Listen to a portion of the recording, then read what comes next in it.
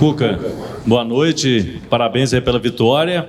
Queria que você falasse aí como você viu o jogo. Primeiro tempo o Atlético nem teve tantas finalizações, mas no segundo tempo ali alguns ajustes e a estreia do Rony também no intervalo, o motivo ali e essa vitória. Boa noite. Sim, um primeiro tempo que nós tivemos um controle quase que absoluto na primeira etapa, principalmente nos primeiros 25 minutos. Nós tínhamos o controle do jogo, mas a gente não tinha infiltração, né? A gente não tinha o famoso atacar o espaço. É que isso se faz muito sem bola, né? Às vezes ela te é oferecida e às vezes não, mas você tem que atacar o espaço. E eu tenho que trabalhar um pouco mais isso, né? Nós estamos com um mês de trabalho hoje. Nós nos perdemos um pouco no primeiro tempo, não conseguimos mais encaixar a marcação no campo de ataque, cedemos um pouco de espaço para eles e isso te ocasiona um desgaste, porque você tem que correr um pouco atrás do adversário e não era nessa a ideia, né, do começo do jogo. Não conseguimos ter grandes chances, foram poucas oportunidades, uma com o Scarpa que passou perto, mais uma ou duas assim, mas foram poucas, né? E daí eu acho que o segundo tempo foi totalmente diferente. A parte técnica ela foi melhor, que o primeiro tempo nós não fomos bem na parte técnica, erramos passes curtos que geralmente não se erra, né? E também são muitos jogos em pouquíssimos dias, isso também a gente tem que ressaltar, o forte calor que estava hoje. E no segundo tempo nós fomos mais envolventes, mais agudos, atacamos muito o espaço, ficou uma equipe bastante veloz e criou bastante oportunidades. Perdemos gols incríveis, né? Fizemos 2, mas perdemos uma meia dúzia de gols aí que geralmente não se perde, mas o que a gente fica feliz é que criou bastante oportunidade, né? Perder gol, um dia se perde, no outro você vai fazer. Agora criar oportunidade, que é o mais difícil, a gente está criando bastante. Fizemos 2 gols, saímos do primeiro confronto com uma vitória de 2-0, que nos dá uma vantagem para o próximo jogo da semana que vem. Boa noite, Cuca. Vinícius Andrade, de O Tempo Esportes. Hoje você pode falar mais do Rony, né? Já assinou o contrato, inclusive já estreou. E queria que você falasse mesmo sobre as características que você observa e destaca no Rony e a avaliação sobre a estreia dele. Sim, ele é um jogador assim que eu acho que a maioria dos treinadores gostam e querem ter, né? Um perfil de jogador que é incisivo, é rápido, ataca a bola, não dá moleza para zagueiro nem para goleiro, tem faro de gol, gosta de estar presente na área para fazer gol, que é importante também. Então eu acho que foi uma grande aquisição que a gente fez, vai ajudar bastante o Galo. Ô Cuca, boa noite. Igor Assunção da Rádio 98. Eu queria que você falasse um pouquinho sobre essas observações que você tem feito quando o Scarpa sai do time, né? Ele é um jogador talvez de uma característica única no seu elenco, o Atlético não tem um jogador que faz a mesma coisa que o Scarpa da mesma forma. Você já testou substituir o Scarpa, o Palácios, o Júnior Santos, hoje o Bernard. Quando o Scarpa sai, muda alguma coisa, muda muito o jeito do time jogar? Falta esse jogador para suprir uma ausência do Scarpa eventualmente? Não é que falta esse jogador aqui. Você tem diversas maneiras de jogar futebol. Você pode jogar com meia, como você pode jogar sem o meia. Se você jogar num 4-2-4, você tem na figura do teu volante a armação. Em contrapartida, você vai ter 2 atacantes enfiados e vai ter o fundo do campo, que muitas vezes é importante também, né? Você dobra o fundo do campo com lateral e com ponta e vai ter as jogadas rápidas pelo fundo. Aí você praticamente abre mão do teu meia armador, né? Ou o teu segundo volante, no caso o menino, passa a ser o armador. Estou dando exemplo só, né? Mas ele é importante para nós, ele tanto quando ele joga na meia, quanto quando ele está pela ponta, ele faz também a meia. Às vezes ele consegue ter mais liberdade para armar vindo de fora para dentro do que estando ali no meio de costa, né? E por isso a gente utiliza ele dessa maneira lá para ter ultrapassagem também, que ele abre esse espaço. Cuca, Thiago Maia do Podfoot, você falou aí desse 4-2-4, 4-4-2, e a gente tem visto o Coelho, né?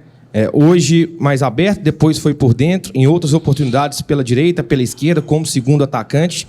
Queria que você avaliasse aí esse desempenho do Coelho até aqui e essa variação tática que você faz sempre com ele. Hoje até ele não começou muito bem, errou alguns passes, depois foi se firmando, é natural. Fez uma grande partida, sofreu pênalti, e perdeu um gol incrível, uma jogada muito bonita, né? Que essa bola acontece, se pega errado no pé, acontece, né? Poderia ter saído o gol, era um gol muito bonito.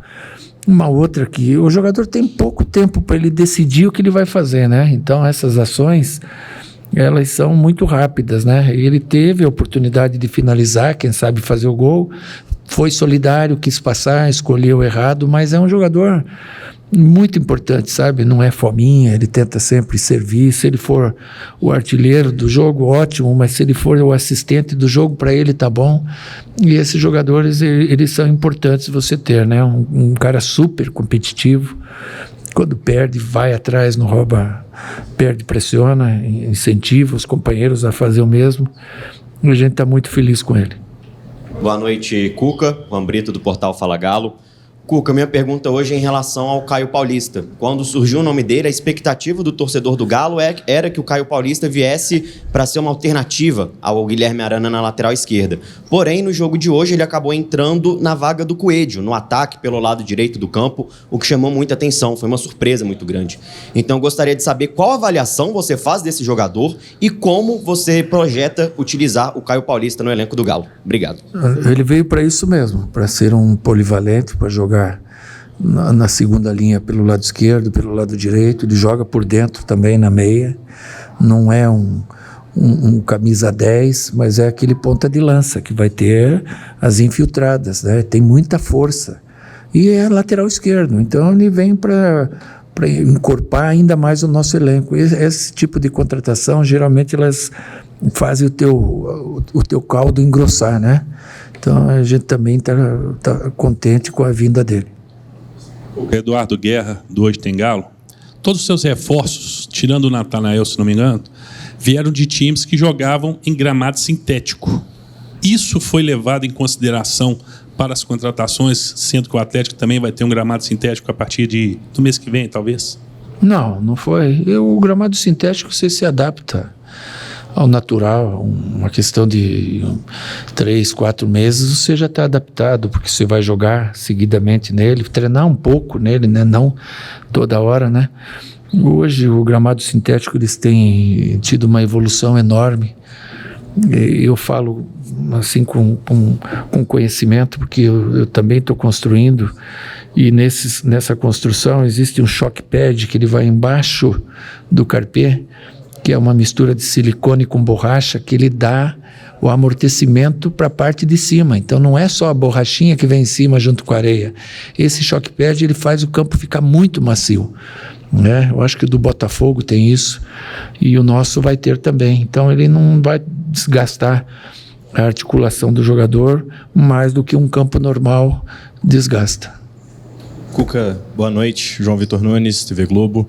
O Otávio estava no banco, né, e nele na saída ele já falava em tom de despedida, né, o Hulk elogiou muito na última semana também, né, até se esperava alguns minutos para ele poder se despedir do torcedor também em campo, né, o quanto que perde o Atlético ser um jogador como o Otávio que está se despedindo do clube. Sim, não dá para hoje fazer uma despedida, um jogo decisivo, e depois a gente nunca sabe o que vai acontecer, né? Ele está lá dentro disputando, a gente não sabe. Pensei nisso também. Assim, o Otávio está indo para o Fluminense, é um outro grande clube, um grande treinador, um grande presidente, são meus amigos, e ele está indo por um contrato de 4 anos, ele tem 31 anos, então o Fluminense ofereceu para ele um contrato de 4 anos. Aqui no Galo ele não tinha essa possibilidade, né? Para isso vieram outros jogadores mais jovens, né? O Patrick é um exemplo disso, para ver essa renovação, e as coisas fluíram melhor para o Otávio. Ele vai ter uma segurança muito maior em termos profissionais, em termos financeiros, familiar, né? Que dá essa condição para ele, e ele deixou aí 3 anos de muita entrega, muito muito aprendizado, sabe? Ele foi sempre um exemplo dentro do vestiário, quando jogava, quando não jogava, ninguém tem uma queixa dele para fazer.